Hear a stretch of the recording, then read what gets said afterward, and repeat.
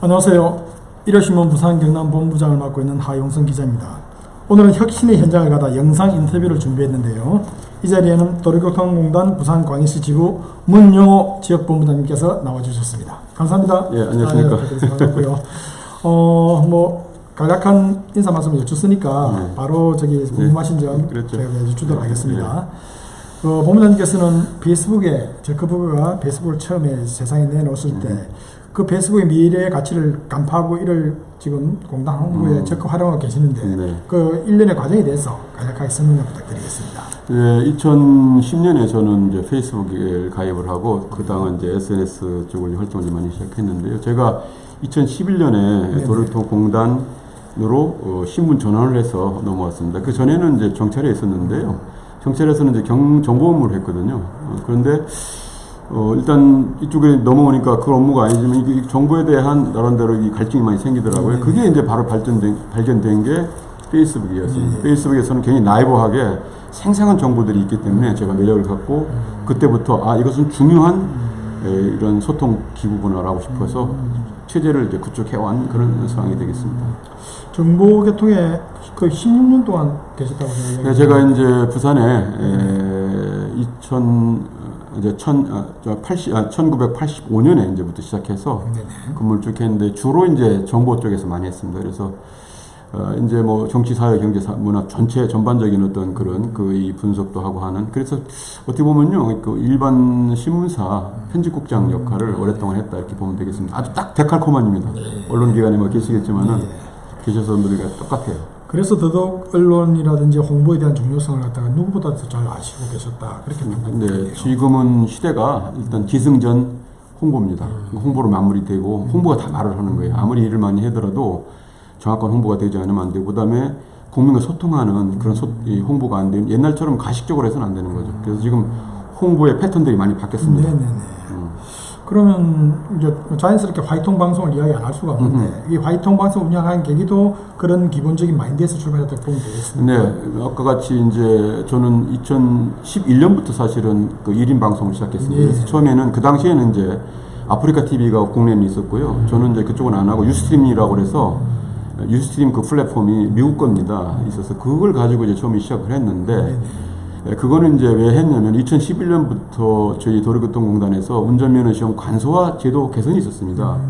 그걸 이제 홍보를 하려고 그러는데 수단이 없었어요. 기존에 있는 방송들은 이게 뭐 방송 가치가 많이 없다고 해서 여러 번 안 해주고 저희들은 꼭 필요하고 그래서 제가 이제 그 페이스북 우리 이 소셜 전문가 그룹이 있었는데 거기서 이제 문의를 해보니까 이게 있다고 그래서 심현용 씨라고 지금 활동을 많이 하고 계시는데 그분한테 이제 이런 아이디어를 얻어가지고 시작했습니다.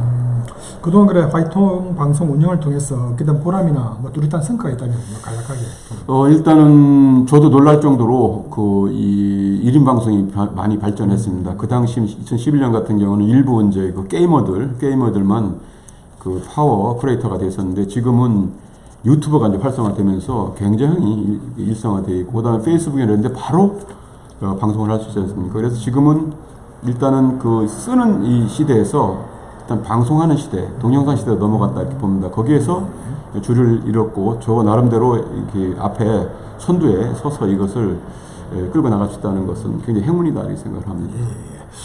이제 혁신이라는 이야기를 하지 않을 수가 없습니다. 지난해 1월 기존 전북 지역본부장에서 지금 부산 지역본부장 자리를 옮기시고 나서 공단 혁신을 끼치는 내걸고 많은 일을 해오셨는데 뭐 대표적인 사례를 좀 몇 가지 말씀해 주시면. 저는 이제 뭐 공무원도 공직에서 오래 있었고 그다음에 공단 공공기관 마찬가지지만은 과거에 있는 어떤 그 생각들을 많이 갖고 있었다. 그것을 놓치지 못하고 계속해서 전가의 보도처럼 쓰고 있었는데요. 저는 혁신의 기준을 그것이 과연 합리적인 것인가. 지금 시대정신에만 합리적인 것인가. 이걸 좀 굉장히 생각을 많이 합니다. 과거에는 정부에서 일반적으로 이렇게 보내는 그런 일방의 어떤 행정이었다면 지금은 쌍방의 행정이거든요. 그 중심에 들어와 있는 게 바로 이런 소통 기구도 지금 그렇게 돼야 될 거고 그래서 페이스북이 SNS라든지 플랫폼이라든지 아니면은 1인 방송 이런 걸 통해서 효율적으로 행정 업무를 하고 쌍방의 어떤 그런 걸 하는 것이 이 혁신의 기준이다. 그래서 저는 혁신의 기본은 합리적인 기준을 갖고 있는가 이게 가장 핵심입니다. 그 뭐 말씀을 제가 자료를 보니까 체육대회도 선상에서 했고 네. 뭐 그런 여러 가지 네. 사례들이 있던데 첫 번째는 이제 혁신이라는 것이 일단 어디 조직이나 비슷하겠습니다만은 지금 이 선례 답습적이고 또 갈등이 많고 이런 게 이제 대부분 아마 그런 조직이 많이 있을 거예요. 저 같은 경우는 그런 부분들을 좀 이렇게 정리를 했습니다. 여기에 와서 교육부나 이런 데에 보면은 그 교수직들 이런 사람들이 좀 갈등이 약간씩 있고 또 아니면 이제 그 시야가 좁거나 이런 게 좀 있어요. 그래서 그런 부분도 타깃으로 삼아서 일단은 개별 면담을 통해서 여러 가지 이 현실에 대한 그 분석을 확실하게 해주고 직설법을 많이 쓰죠. 그 다음에 이제 중심을 뭐로 두냐면은 직무 중심으로 뭔가를 화합할 수 있는 그런 모멘트를 만들겠다 싶어가지고 제가 작년에 도전을 한 것이 뭐냐면은 이 코이카에서 에콰도르 공무원들, 교통 간부 공무원들을 교육시키는 3년 그 계획 이 공모를 했습니다. 거기에 우리 부산 국제교류재단과 협업을 통해서 저희들이 응모해서 당선이 됐어요. 그래서 이제 3년차 1개년을 아주 성공적으로 우리가 만수한 그런 바가 있습니다. 그럼 뭐 교육기관에 뭐 PB로도 지금 채택됐던 예, 그런 굉장히 중요한 거죠. 제가 이제 그 본부에 기획부서에도 있었습니다만 일선에서 이게 본부에서 개혁했던 부분들이 일선에서 이렇게 이루어지는 게 굉장히 중요하거든요. 호흡이 맞아지는 것은. 그래서 이런 성과를 우리가 이제 매년 공공기관은 그 정부 경영평가를 이제 하게 되는데 거기다가 이제 제가 이걸 썼습니다. 그래서 굉장히 보람이 있죠. 어떻게 보면 지방조직에서 중앙조직 그 본부를 지원했다는 것은 굉장히 좋죠. 저 공단 혁신에 관한 사례들은 대충 말씀드렸으니까 그 또 한 가지 생각을 가지고 계신 게 뭐냐면 지역 교통방송 체질이 개선돼야 된다. 이런 생각을 하고 계신 것 같더라고요. 네. 어떤 개념을 가지고 계신지 좀. 저는 이제 재작년에 전북 TVN 전북 교통방송 본부장을 잠깐 역임을 했습니다. 그래서 이제 물론 이제 1인 방송을 하면서도 이 방송에 관한 많은 그 관심도 갖고 방송에 큰 대전환이 일어난 걸 저는 봤습니다. 그래서 2010년을 중심으로 해서 이 방송의 개혁이 됐다. 분권화가 됐다. 또 시청자 주권이 확보된 그런 시기다. 이렇게 지금 표현을 하는데 그래서 이제 방송에 제가 이제 그 경험을 해보니까 라디오 방송이라는 한계가 좀 있어요. 그렇게 해서 듣기만 하는 방송이 고정관념이 있고요. 그 다음에 그대로 지금 뭐 TV도 마찬가지, 상업방송 마찬가지지만은 그냥 그 고비용 저율에 내지는 또 쌍방향인 일방이었던 그런 이 구조를 그대로 갖고 있더라. 그래서 이것이 타파되지 않으면은 결국은 생존하기까지도 어렵겠다. 이런 생각을 저는 갖고 분명하게 이것은 이 시정신에 맞게 뜯어 고쳐야 된다. 이런 생각을 갖고 있습니다. 저도 평소 때 좀 아쉬운 점이 많은 게 뭐냐면 죄송스러운 얘기지만은 지역 MBC라든지 지역 민방이라든지 개인 같은 그런 쪽에서는 라디오 방송도 보이는 라디오, 실시간 스트리밍 이런 쪽에 거의 다 채널화된 콘텐츠를 제공하는데 제가 부산교통방송 무지 사랑합니다.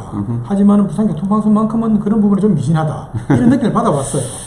예, 그런 부분에 대한 뭐 개선책을 말씀하시는 건지. 맞습니다.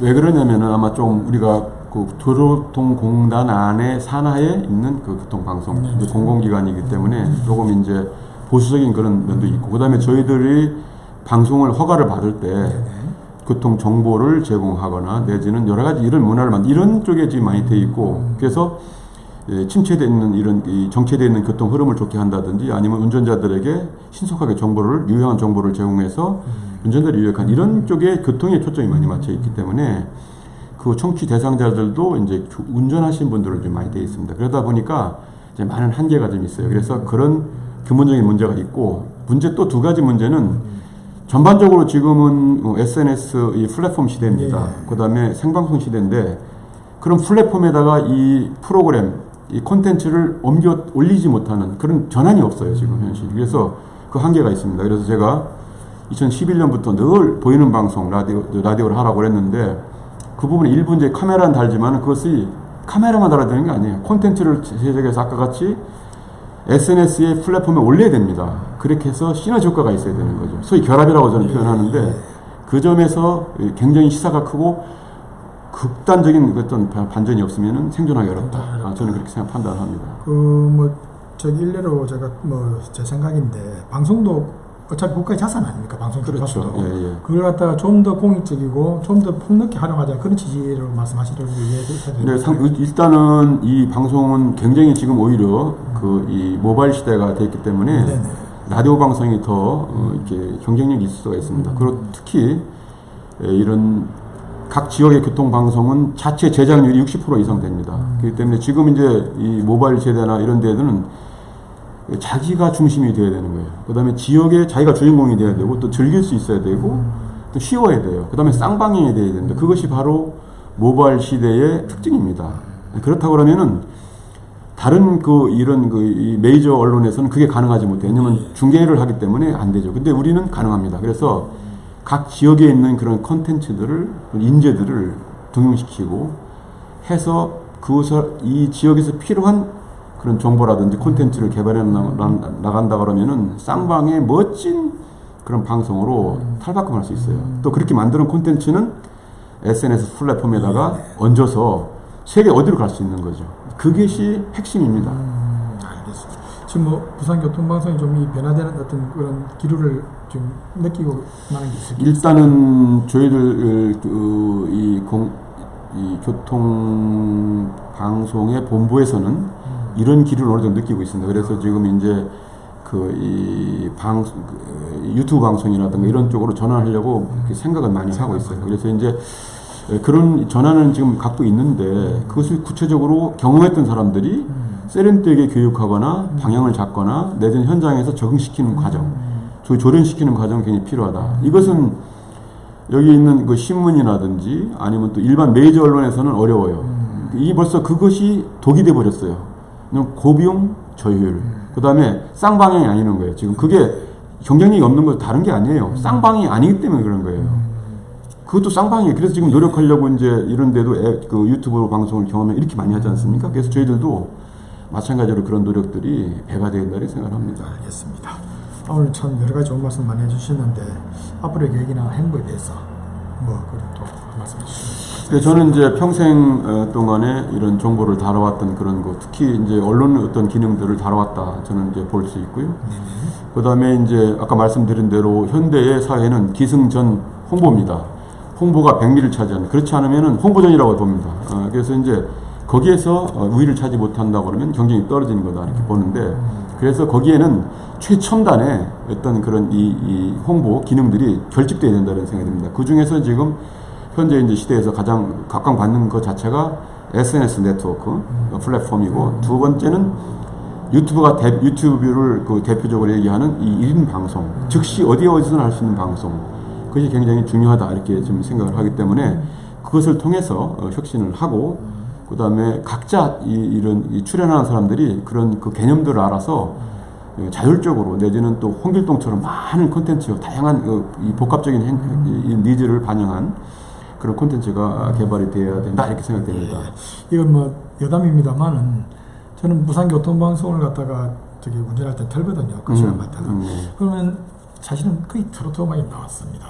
제가 뭐 트로트 음악을 싫어한다는 얘기는 아니지만은 저 같은 연령층에는 트로트 음악보다 또 가요라든지 팝이라든지 다양한 음악을 듣길 원하는데 앞으로 뭐 그런 거 좀 기대해도 되겠습니까? 네, 앞으로 괜찮을 거예요. 왜냐면은 이제 지금 아까 같이 그 시청자층을 좀 이게 확대시켜야 되겠다 이런 것인데, 운전하시는 분들이 고령화되어 있거든요. 그러다 보니까 트로트 위주로 내지는 7080을 넘어서지 못하는 부분이에요. 그래서 지금 채널 중심으로 가는 게 지금은 앱 시대지 않습니까? 그래서 우리가 이제 교통방송 앱이 있어요. 앱 중심으로 가면은 뭐 세계 어디서 다 들을 수도 있고, 또 젊은 층들은 지금 이번에 미스 트롯이나 미스터 트롯에서 볼 수 있듯이 새로운 문화로 재해석하면서 우리가 흡수할 수 있습니다. 그래서 그런 것들을 통해서 좀 하면 좋겠다 이런 생각이 드는데, 우리가 교통방송 아까 같은 특징 때문에 트로트의 성지입니다.